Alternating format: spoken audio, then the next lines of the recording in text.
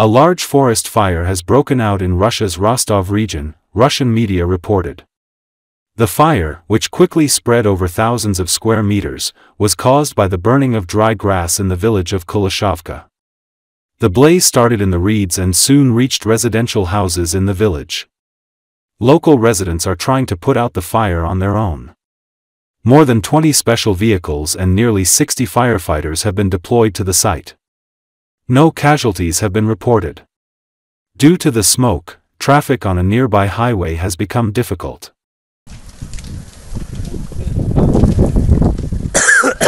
Блядь.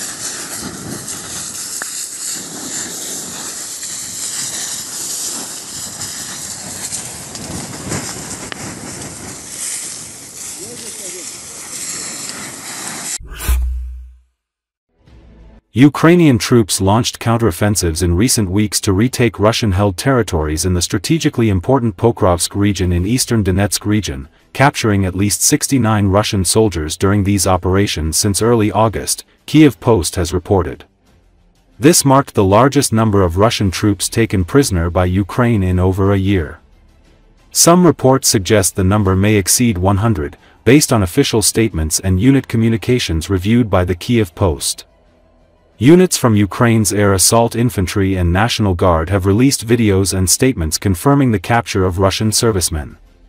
In late July, Russian troops launched a surprise incursion in the region, creating a 15-kilometer deep salient near Dobrapilya, threatening Pokrovsk, a critical logistics and communication hub. Russia had earlier declared Pokrovsk a key objective for its 2025 spring-summer offensive. In response, Ukrainian command assembled a strong counterattack force, regaining about two-thirds of the lost ground. Ukrainian sources estimate over 1,000 Russian casualties and say remaining Russian forces are now encircled in isolated pockets. Estimates vary, but several hundred to a few thousand Russian troops may be trapped. While the Kremlin and Russia's defense ministry have not acknowledged the setbacks, they claim continued advances in Pokrovsk. The analytical group Defense Politics Asia noted in a September 7 report that prisoner captures by Ukraine in August represented a dramatic increase from July. The last time Ukraine captured a similarly high number of Russian soldiers was during a cross-border raid into Russia in August 2024, when 200 to 250 Russians were taken prisoner. By contrast, Russia's largest capture of Ukrainian troops occurred in May 2022, when approximately 1,700 soldiers, mainly Marines and National Guardsmen, surrendered in Mariupol. Captured Russian soldiers around Dobrapilya said they were ordered to infiltrate Ukrainian lines in small groups and wait for reinforcements, often hiding in basements. A video from the 1st Corps released on September 9 shows Russian troops confirming their capture and stating they were being treated according to the Geneva Convention. Other media showed 17 captives on a bus. Most prisoners were aged 20 to 30, though some were older. Most were Russian nationals, but at least 3 had Ukrainian citizenship and were allegedly forcibly conscripted in Russian-occupied territory. 2 had previously been captured and exchanged before being recaptured. 3 identified themselves as GRU agents. One captured soldier said he joined due to financial problems and unemployment in Russian-occupied Crimea. Another Russian prisoner, aged 49, said he joined the army to pay off $35,000 in debt and had been drunk when he signed his contract.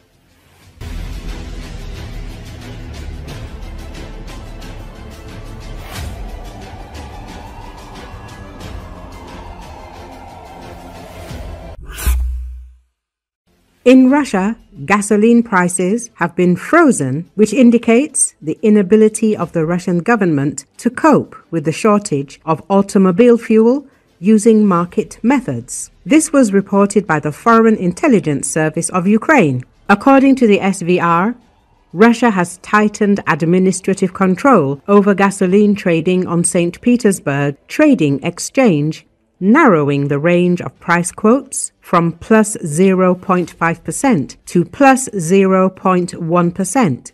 In addition, they have introduced limits on the number of applications and lots from one participant. It is claimed that these are supposedly temporary measures aimed at stabilizing the domestic market. Due to administrative interference in the work of the St. Petersburg Trade Exchange, a number of negative consequences are predicted. Firstly, the exchange will reduce trading volumes. Secondly, the exchange will lose its function as a price indicator. Thirdly, a grey market will develop.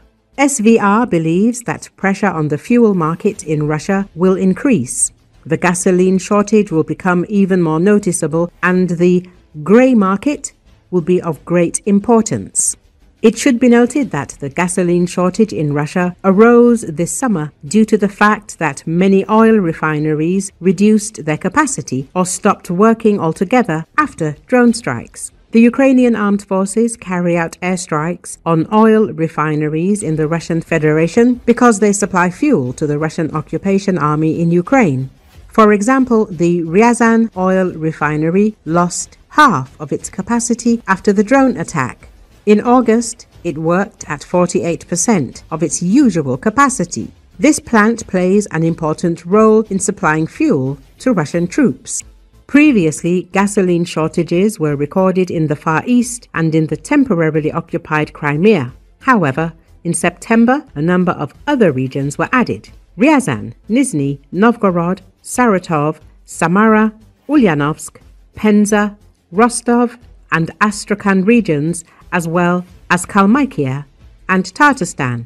In addition, there are fuel supply disruptions in the Amur, Magadan, and Sakhalin regions, the Khabarovsk territory, Yakutia, the Jewish Autonomous Region, and Chukotka. Protests against local authorities have already begun in several Russian regions due to the current situation. The fuel crisis will further intensify the protests in the region.